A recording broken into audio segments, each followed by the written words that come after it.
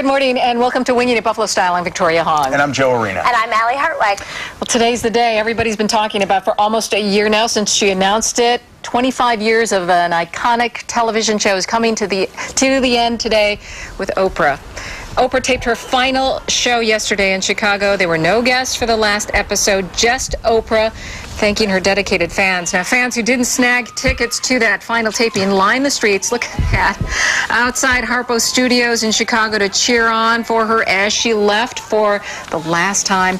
The taping came a week after A-list celebrities and 13,000 fans said goodbye to Oprah during a double-episode extravaganza at Chicago's United Center. That was perfect. It seems a perfect ending. She gave us big that we wanted, and now she's going to get personal. It's Oprah all in 3 shows, I guess. There you go, yeah. We were talking, and I agree. I don't watch Oprah that much, and I'm still going to miss her. I'm going to miss the times that you do get to catch her and see something interesting, and you're always hearing the next day about something big that Oprah did. And yeah, absolutely. I mean, I don't watch the show that much at all, but I watched a little of it yesterday, and she's responsible for sending almost 70,000 people to school. I mean, this is a woman that's had a major impact, so no matter who you are, it's like you were saying, Allie, like just knowing that she's not going to be on the air anymore is kind of a sad thing. She was always there. Right. And she did such good with, what she was given. Yeah, So we will miss you, Oprah. And remember, Oprah Winfrey final episode airs today on Channel 4 at 4 o'clock. Stay tuned.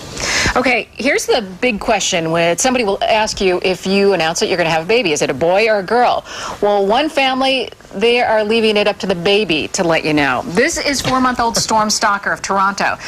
We don't know if the babe is a girl or a boy. Storm's parents, Kathy Witterick and David Stalker, they're gaining headlines because they decided not to tell people the gender of their baby when it was born, not even the child's grandparents. Well, they'll find out as soon as they change the diaper. In an email announcement to friends and family, the couple explained that their decision will allow their baby to choose who he or she wants to be. Now, this baby does have 2 older brothers, so they've decided to change. It's not their first baby. They just decided to change their method. Their style. I think it's a strange experiment they're playing with their kid. I think they're also delaying the inevitable. And the mother apparently is a teacher, so you got to ask yourself, if you're a parent of one of those students that she's teaching, what are her methods like in the classroom, maybe? I mean, there's almost like over 20,000 comments already came in on this story online, so people are heated up about it, to say the least, if you log on. I agree with that. You have studied gender issues. yes, I did. I studied them in college, and I think this is really interesting because transgendered issues are becoming much more public, and people are starting to become aware of the fact that it's something we need to think about. And gender is very much a mindset just as much as it is anatomy. And I think it's amazing that they're allowing their child to really feel whether they're a boy or a girl without telling their child, you are a boy or you are a girl.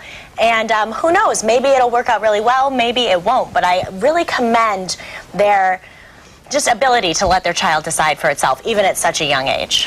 What if they confuse the baby and, you want to give your child a good start right from the beginning. You want to do the best for your child. I mean, I'm not sure as a parent if experimenting is the right way to go. I don't know. Well, I don't know. We'll have to wait and see, and, hopefully 10, 20 years down the road, it's the best thing that ever happened for Storm, which, by the way, I believe is a boy. I have to agree with you. Boy. I kind of think so, too. We're going to move on right now. Out, everybody. All right.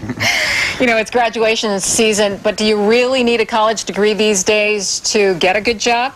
Well, maybe not. A new Manpower survey finds half of the jobs facing labor shortages right now do not require a college diploma. For the second year in a row, skilled trade jobs like plumbers, mechanics, and chefs top the list of careers in need of qualified workers. We should say, though, that you must have some kind of training for these jobs. It's not something easy you just pick up, you go and say, I want to apply. You have to have some kind of education post-graduation high school. Experience doing so. Yeah, I totally relate to this. I always knew I wanted to be a reporter. I always knew I wanted to be on Winging It since I was 15 years old. And that dream has come true. But way before this happened, I did all kinds of odd jobs. I worked for my dad's construction company. I was a door-to-door salesman. I worked at Blockbuster Video. I did a lot of stuff like that, but I did have a little knowledge of construction because my dad owned a company in construction. But right out of college, when I left school, I had all those types of jobs before I got a paying newsroom job. So it's a good way to go, I think. And I do think younger people are being pushed, go to college, like it's just something you're supposed to do. And I think it's really good to remember that there are plenty of other options out there for you to be a successful person. You don't need to get that degree. No, not necessarily. Right, and you know what? Some kids just aren't made for going to get that extra degree. They have skills that are outside the classroom. There's book smart, there's street smart. Well, that is good news, something for everybody.